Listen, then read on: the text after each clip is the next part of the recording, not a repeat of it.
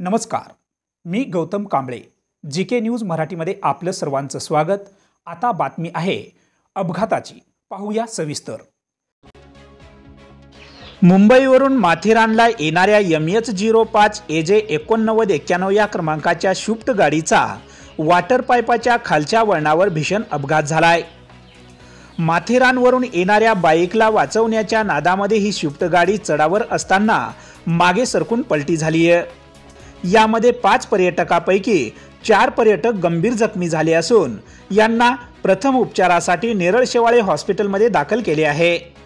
जखमी झालेल्या पर्यटकांची नावे श्रीधर साळुंके, सोनल साळुंके, अहमद खान, आकाश गायकवाड असे हे नावे असून त्यांची सध्याला प्रकृती स्थिर असल्याची माहिती नेरळ शेवाळे हॉस्पिटलचे डॉक्टर यांनी सांगितले आहे.